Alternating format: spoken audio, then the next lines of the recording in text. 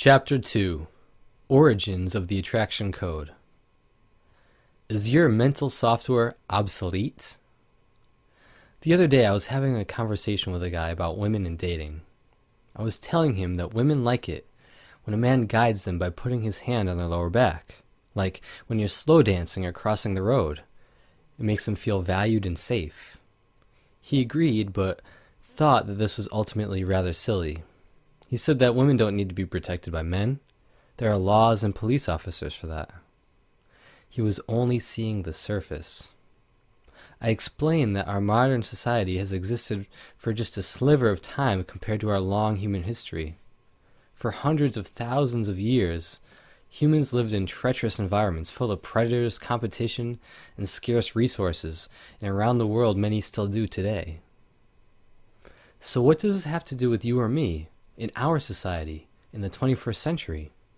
A lot of times when I try to explain the rules of attraction, guys don't understand that I'm talking about rules that developed over time, in our ancestors, which reside in our genetic memory. For example, I'll say, you have to take the lead and make decisions about where to go and what to do. If she doesn't want to go along with it, she'll tell you, but she doesn't want you to put the pressure of making the decision on her. The guy will say, that's stupid. You should ask her what she wants to show that you care about her. Although what he's saying rationally makes sense, her lack of confidence in making decisions is something that has evolved over literally millions of years. Today, women are almost equal to men in legal terms. True, inequalities exist, but women have just as much chance to provide for themselves as men do. Women don't need men to protect them or provide for them, or even get them pregnant. And yet, the strong desire to seek out and mate with men still exists. The evolution process moves very slowly. As a species, our instincts have not caught up to a rapidly changing society.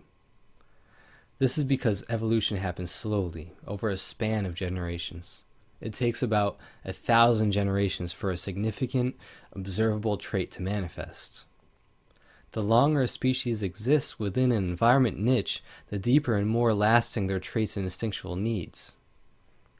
Society evolves by the minute. We are so smart that we have created a foreign environment that changes faster than we do. My father still calls the fridge the icebox and could never figure out how to program a VCR, which at the time of this book is an artifact itself. We are operating on old software, and the most important thing to understand when your goal is to attract women, that they are also operating on old software. Even though it's unnecessary, women want a man who is strong and can survive. But you don't need to be strong or intelligent to survive in our society.